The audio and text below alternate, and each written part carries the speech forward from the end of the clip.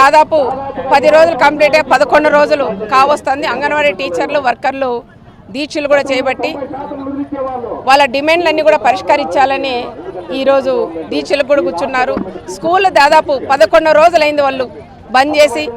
కనీసం ప్రభుత్వం కూడా ఇంతవరకు వీళ్ళ దగ్గర పంపించి అంగన్వాడీ వర్కర్ల దగ్గర పంపించి మీ డిమాండ్లు ఏమున్నాయి మేము పరిష్కరిస్తామని ఏ ఒక్కరు కూడా వాళ్ళ దగ్గరికి ఇంతవరకు కూడా తీసుకురాలేదు. స్కూల్స్ కూడా బంద్ చేసి 11 రోజులైంది. అక్కడ పిల్లలు కూడా చిన్న పిల్లలు కూడా చాలా ఇబ్బంది పడుతున్నారు.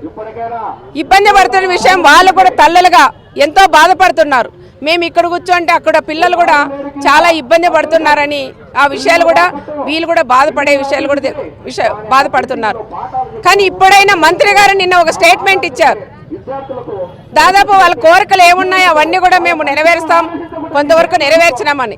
ఏం నెరవేర్చారని నేను కూడా పేపర్ చదివితే 6 చీరలు ఇచ్చినాం, సెల్ ఫోన్లు ఇచ్చాం, ఇక ఇవన్నీ కూడా చెప్పుకుంటూ వచ్చారు. 50, 60 ఏళ్ళు 62 ఏళ్ళు పెంచినాం, ఇట్లా రకరకాలుగా కూడా చెప్పారు. అమ్మా మినిస్టర్ గారు నేను కూడా ఒకటే చెప్తున్నా, నేను కూడా ఆ శాఖలో మంత్రిగా నేను చేశాను కాబట్టి ఎవరికైతే ఉద్యోగస్తులకు 60 ఏళ్ళు పెంచుతామో 62 ఏళ్ళు అయితే వాళ్ళకు కూడా అందరికీ కూడా వర్తిస్తాయి.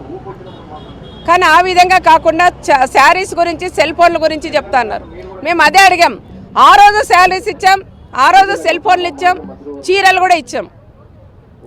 కానీ ఈరోజు మేము కూడా అడిగి ఎన్ని సెల్ ఫోన్లు ఎక్స్ట్రా ఇచ్చారంటే ఆ రోజు తెలుగుదేశం ప్రభుత్వంలో ఇచ్చిన సెల్ ఫోన్లే బాగా పనిచేస్తున్నాయి కాబట్టి, కానీ ఇప్పుడు ఇచ్చిన సెల్ ఫోన్లు కూడా అవి పని చేయలేదు. సెల్ ఫోన్లు ఊరికే ఫోటోలకు మాత్రం పరిమితమైనాయని చాలామంది ఇక్కడ వర్కర్లు టీచర్లు కూడా చెప్పిన విషయం కూడా గుర్తు చేస్తున్నాం.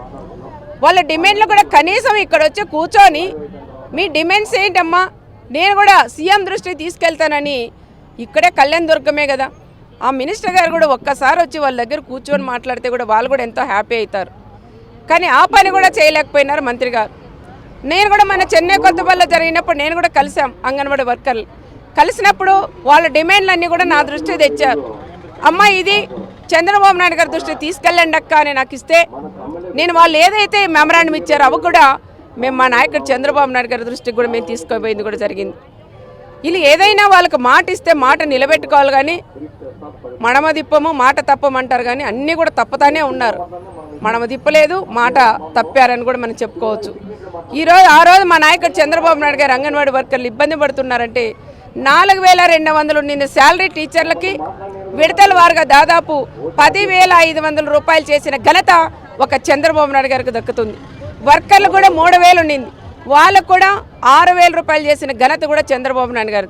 చంద్రబాబు నాయుడు గారు ఇచ్చిన దానికన్నా, తెలంగాణ సీఎం ఇచ్చిన దానికన్నా నేను ఇంకా 1000 రూపాయలు ఎక్కువ ఇస్తానని ఆ రోజు జగన్ రెడ్డి చెప్పారు. ఆ మాట నమ్మి మోసపోయారు మా మహిళా అంగన్వాడీ టీచర్లు కానీ వర్కర్లు. కానీ తీరా చూస్తే 4.5 సంవత్సరం అయినా కేవలం 1000 రూపాయలు మాత్రమే పెంచారు.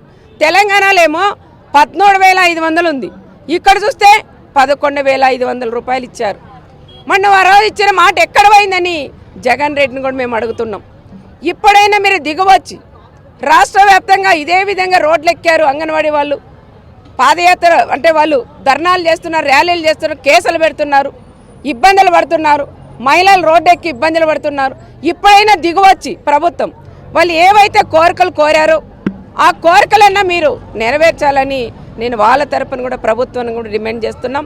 ఏది ఏమైనామా చంద్రబాబు నాయుడు గారి ప్రభుత్వం వస్తుంది, మీ అందరికీ కూడా ఉద్యోగస్తులందరికీ కూడా న్యాయం జరుగుతుందని మా అంగన్వాడీ టీచర్లు కానీ వర్కర్లు కానీ ఉద్యోగస్తులందరికీ కూడా చెప్తున్నాం. మొన్ననే సార్ యువగలం ప్రోగ్రాంలో మన అంగన్వాడీ వర్కర్ల గురించి కూడా సార్ కూడా మాట్లాడారు. మా లోకేష్ బాబు గారు కూడా అంగన్వాడీ వర్కర్ల దగ్గర పోయి సంఘీభావం కూడా తెలిపాడు. మరి ఎందుకు తెలిపారనే విషయం కూడా మీరు కూడా గుర్తించి మీరందరూ కూడా మేల్కోవాలని ప్రత్యేకంగా కూడా తెలియజేస్తారు. మరిన్ని వీడియోస్ కోసం ఛానల్ ని సబ్స్క్రైబ్ చేయండి, లేటెస్ట్ అప్డేట్స్ కోసం వాట్సాప్ ఛానల్ ని ఫాలో చేయండి అండ్ లింక్ డిస్క్రిప్షన్ లో ఉంది.